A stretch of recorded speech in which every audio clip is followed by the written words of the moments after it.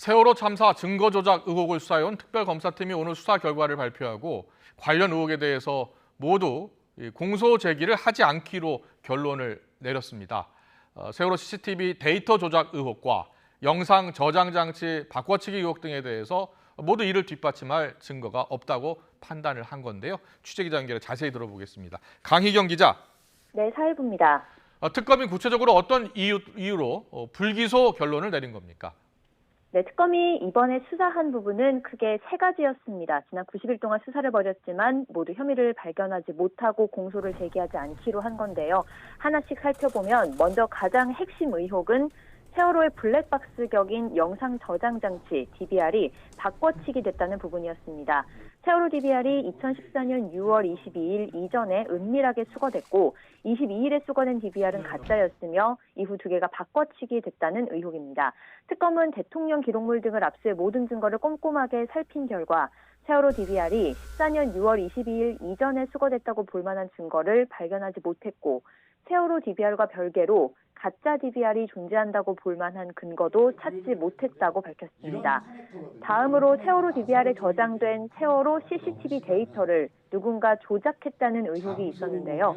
이에 대해 특검은 사회적 참사 특별조사위원회가 분석한 보건 데이터는 영상 보관자가 개인적으로 보관하던 것으로 보관 매체 자체에서 오염됐을 가능성이 있다고 판단했습니다.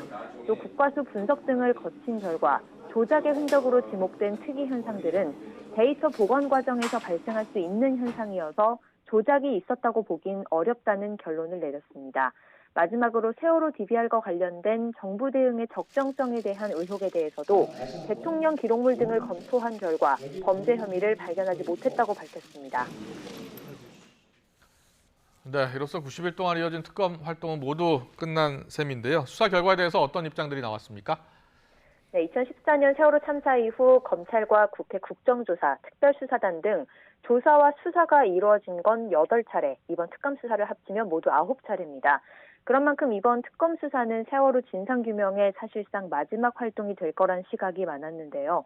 특검은 관계자 78명을 상대로 면밀한 조사를 진행했고 국과수 감정 의뢰와 전방위적 압수수색으로 물증 확보와 분석에도 최선을 다했다고 강조했습니다. 이어 각종 의혹의 진상을 규명하기 위해 최선의 노력을 했다며 이번 수사로 의혹이 해소됐기를 바라고 유가족에게도 깊은 감사와 애도의 뜻을 전한다고 말했습니다. 오늘 기자회견에는 유족들도 직접 참석했는데요. 특검이 수사가 아닌 검사만 한 것 같고 진술에만 의존한 수사에서도 벗어나지 못했다며 수사가 제대로 이루어졌는지에 대한 의문을 제기했습니다. 또 기존 범위 외에 새롭게 인지된 사안에 대해서도 수사를 할 수 있었지만 포기한 것으로 보인다고 거듭 아쉬움을 드러냈습니다.